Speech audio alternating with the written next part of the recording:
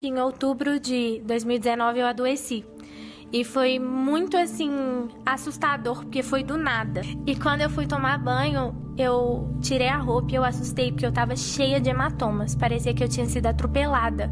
E nessa hora, minha mãe se desesperou. Ela falou assim, filha, vai pro hospital agora. E eu fui pro hospital. E aí, quando eu fui mostrar pro médico os hematomas já tinham se quadruplicado. E eles nasciam hematomas na frente dos médicos. E o médico nunca tinha visto aquilo. E aí ele, só um minuto que eu vou chamar outro médico. E aí veio esse médico, ele, só um minuto que eu vou chamar outro médico. E começou a chamar um, outro, até que já tinham vindo 15 médicos.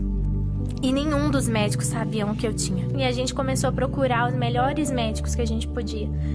E eu fazia exames, tinha um dia que eu fazia 75 exames. E nada, ninguém sabia o que eu tinha.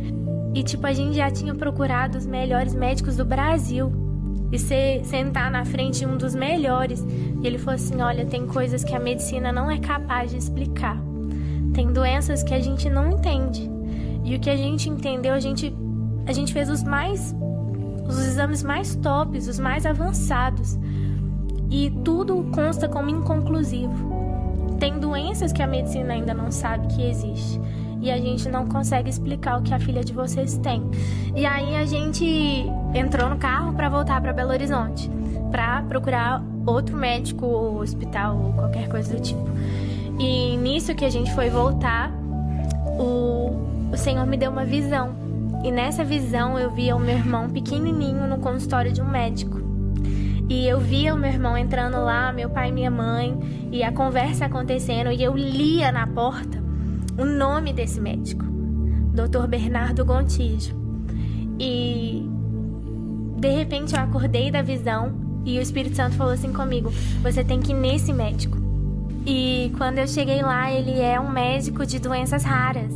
E só que nesse tempo, com tudo isso acontecendo, eu já decidi que eu ia voltar a viver normal, entendeu? Bem doida, né?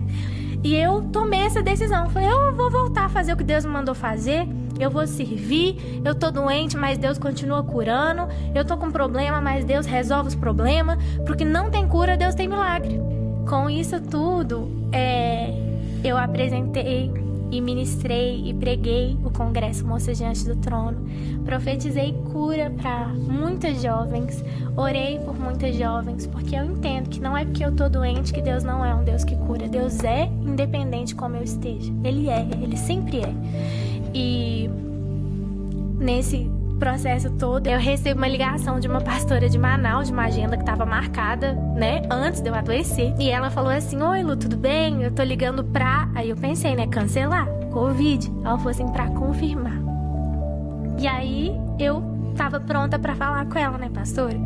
Infelizmente eu não vou poder ir e tudo.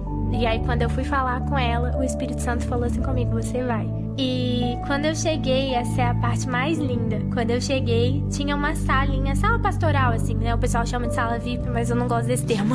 Aí tinha a sala ali e quando eu entrei, tinha um cara tomando soro na veia. O que eu achei que era soro na veia. E uma enfermeira. E eu falei assim, o senhor passou mal? E esse cara virou e falou assim, não, eu não passei mal, não. Eu tô fazendo minha última sessão de quimioterapia. Falei, quê? Ele falou assim, eu não quis deixar de vir. E eu tenho um câncer terminal. Eu tenho um câncer de 11 centímetros. E eu vim pra cá e eu tô fazendo minha última sessão de quimio. E quando ele falou isso, eu esqueci que eu tava doente. E eu saí correndo, eu ajoelhei nos pés dele e eu comecei a orar. E eu orava e eu falava, Senhor, cura a vida desse homem, Deus, cura a vida desse homem. O Senhor morreu na cruz pelas nossas dores e enfermidades também, Senhor, cura a vida dele. E eu orava por ele e de repente a pastora encostou em mim e ela falou assim, Lu, sua banda já tá lá em cima, os meninos já estão tocando. Eu saí correndo, eu falei assim, você tá curado, você crê?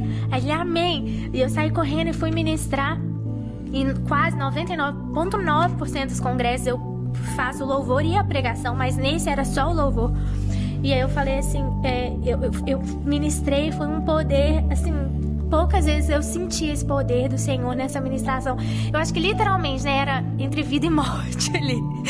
E quando terminou a minha ministração, eles falam, com vocês o pastor da noite. e entra o cara.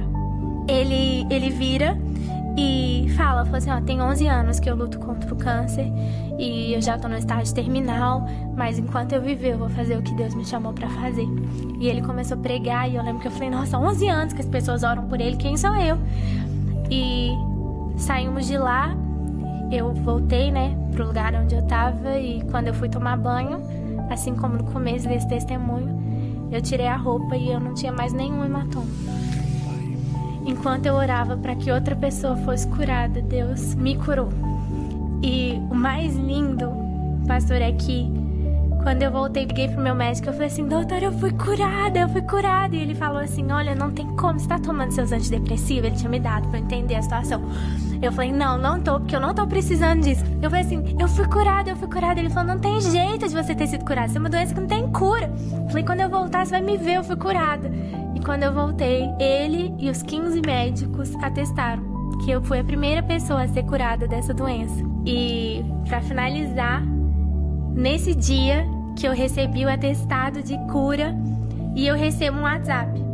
E esse WhatsApp falava assim, oi Lu, tudo bem? É o pastor que ministrou com você em Manaus. A pastora Luciana, que era a pastora que nos convidou, me passou seu número e eu queria que você visse esse documento que eu tô te mandando.